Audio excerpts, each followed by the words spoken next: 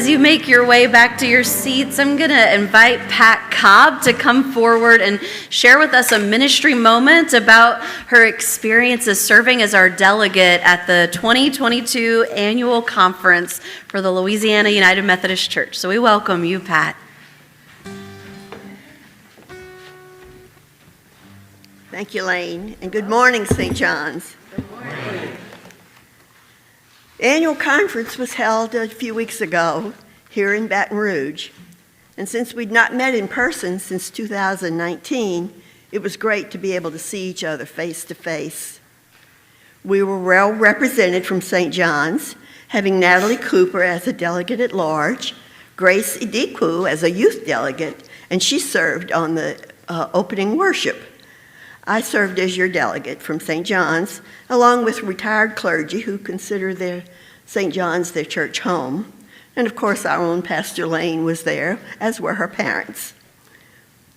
The conference theme was Inspire, and we were treated to a stirring message by Bishop Tracy Smith Malone from the East Ohio Conference. She said that the church is not ours, but we are stewards of God's church. How dare we determine who's in and who's out, and who's worthy and who's not, when it's not even ours? Bishop Harvey's Episcopal address called on delegates to reclaim connectionalism and our vision of the United Methodist Church, and for us to be the people of God that boldly and courageously tell the story of a church that is big enough for the left, the right, and those in between.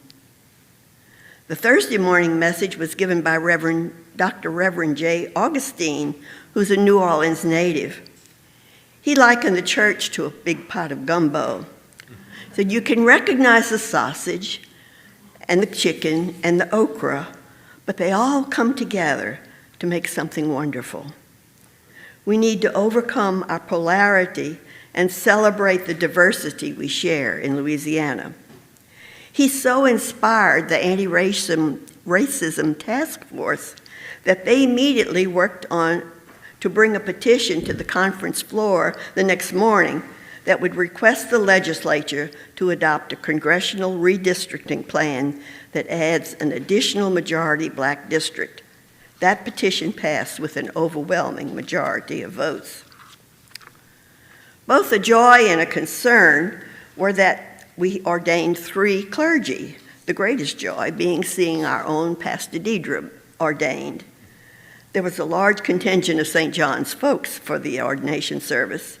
The concern was that we have so few new clergy coming in.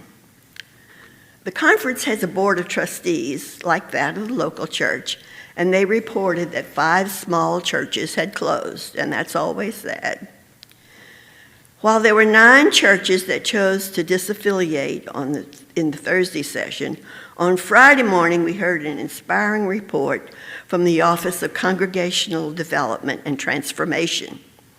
They have assisted over 100 churches in the areas of mission, vision, hospitality, community engagement, discipleship pathways, leadership development, and more.